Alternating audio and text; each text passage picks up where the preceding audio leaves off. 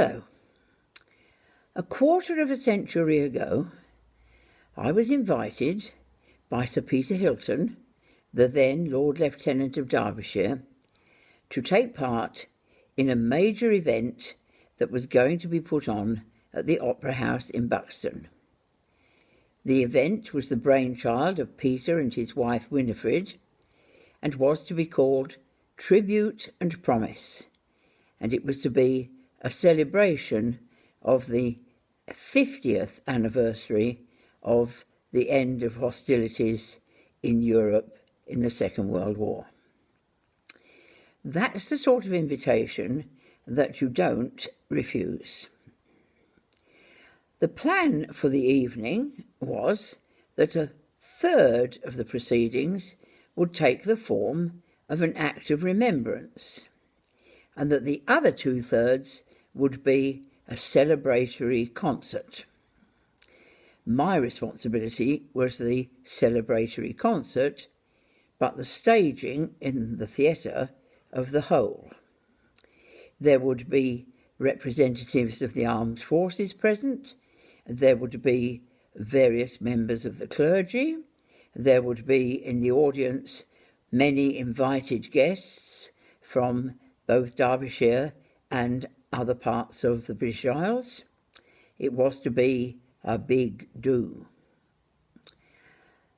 Peter and Winifred were keen that the entertainment part would involve as many people as possible from the county of Derbyshire or thereabouts who in any way performed. Singers, dancers, musicians, you name it. And my job was to be responsible entirely for the entertainment, but overall view of the staging within the theatre. Well, to begin with, I had to gather together a massive cast. So I designed a form, which I didn't think was rocket science, and sent to the secretaries of various local groups.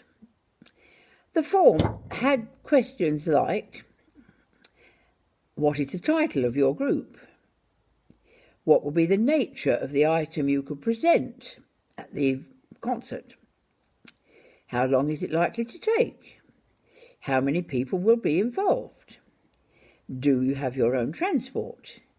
Will you need us to provide accompaniment, or will you have your own accompaniment? Etc., etc. The forms were duly sent out to all sorts of groups, and I waited in anticipation of their return. It didn't take long before the first one came back. I opened it, and it was immaculately filled in, looked beautifully neat, very organised. At the top, what is the name of your group? Well, that was clearly stated. And then the fun started. What will be the nature of your item? To be decided. How many people will be involved in your part of the show? Not yet known. Will you need your own transport, or will you need help with transport? See above. I presume that meant also not yet known. And so on and so forth until I arrived at a flourishing signature at the bottom of the page. Well, I knew 2 things. I knew the name of the group, and I knew the name of the secretary thereof, but I knew nothing else whatsoever. Then another one came, and I opened that. This one looked a bit of a shambles. It had been filled in, I suspect, by the whole committee. Each item appeared to have been written with a different writing implement in different handwriting. And, my gosh, the amount of information was amazing. It overtook all of the lines provided and went up and round the corners, and as an artwork it was quite fun. But it was no more informative really than the first one, because, for instance, how many people in your group? Well, it will depend on whether or not Frida can come, because Frida's husband usually drives us, but he's been unwell, and if it's Tom that drives us, well then Maisie and Flo don't get on with Tom, so they might not be involved after all. I am, of course, inventing the names. And so it went on. As a social document of the ins and outs of the intrigues and friendships of that group, it could probably have made interesting reading, but it didn't help me very much. But a lot of the forms were returned and were more coherent than that one. And there was one form which was just wonderful. What is the name of your group? Clearly stated. How many people will be involved? 15. Will you have your own costumes? Yes. Will you provide your own transport? Yes. What is the length of your item? Approximately 4.5 minutes. And so on and so forth. And when it came to the day, everything was, as they say, Ronseal-wise, as it said on the tin. I do not know what that group actually did on the stage. I didn't see their item. I do know that at the end of the evening they came and thanked me for all my help, when I actually wanted to throw my arms around the secretary and give her a hug because she and her group had brought a degree of sanity to the organisation that otherwise might not have been there. These days, the group probably has a more PR title, but in those days I think they were called the League of Health and Beauty. Ladies that wore satin blouses that were sleeveless and black direct wire knickers and swung Indian clubs, etc. So I had a cast. I had a very big cast, and a rehearsal was planned. Please notice, a rehearsal was planned. Whenever there are very major events involving a great many people, usually you only get one rehearsal. I had invited my own singing group to perform as part of the entertainment, and when it came to the rehearsal, I said to them they didn't need to come to the whole of the rehearsal day, because I knew that they knew what they were doing because we'd rehearsed it in our normal rehearsal time. Fat chance that was. They all turned up with their thermos flasks and their packed lunches, and they all sat in the auditorium of Buxton Opera House all day, having a splendidly entertaining time watching me outside my comfort zone. I had been allocated for the day a very splendid gentleman whose uniform had a great deal of braid on it, and I referred to him as my ADC. He was really my guide and mentor to make sure that whatever I did was according to appropriate military protocol. One of the big parts of the whole thing was a parade of the banners of the British Legion. Did I say banners? Should I have said flags? Should I have said standards? Yes, indeed, I should have said standards. And when on the day I got the word wrong, not once, but more than once, if looks could kill, I wouldn't be talking to you now.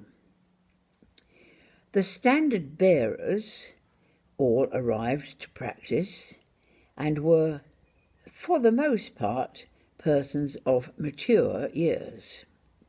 The standards are big and heavy, and the route from the auditorium up onto the stage at Buxton is steep. There are no permanent front stage steps, so a set of treads had been brought in for the occasion. But the treads were steep, and the treads had no banister rails. So the first snag was getting my standard bearers to proceed up to the stage in the right order at the right moment. I wondered for a while how that was going to be effected safely, but then it occurred to me I had to hand a stalwart bunch of young men, and in those days they were all young men. What bunch? The Sea Cadets of Buxton.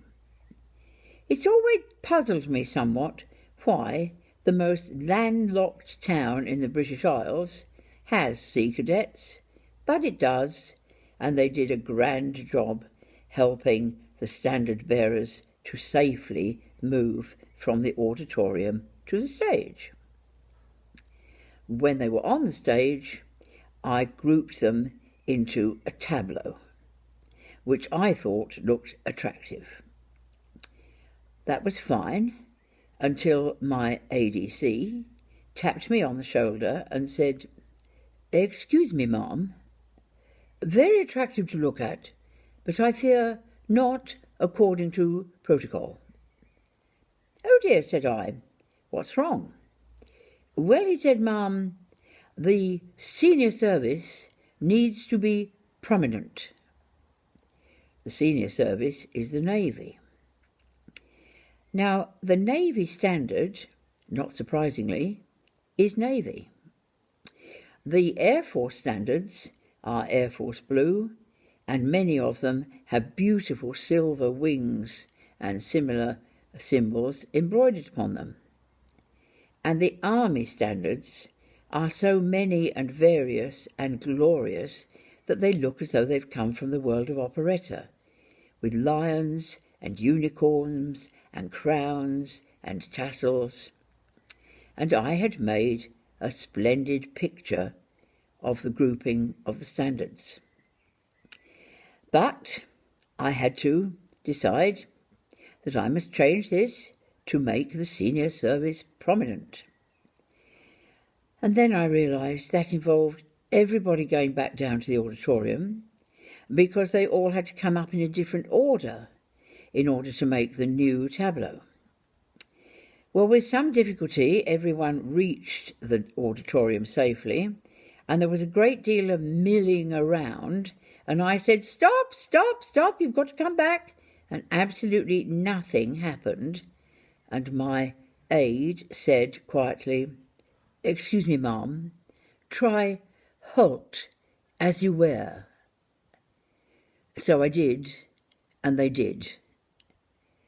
It's wonderful what speaking the right language at the right time can do. The new tableau looked pretty good. The senior service, the Navy standard, in the middle at the front, where it became almost invisible, absolutely swamped by the glorious technicolour of the rest of the standards. My aide said, "Oh, ma'am, much better." And then I realised he was an army man. To be continued.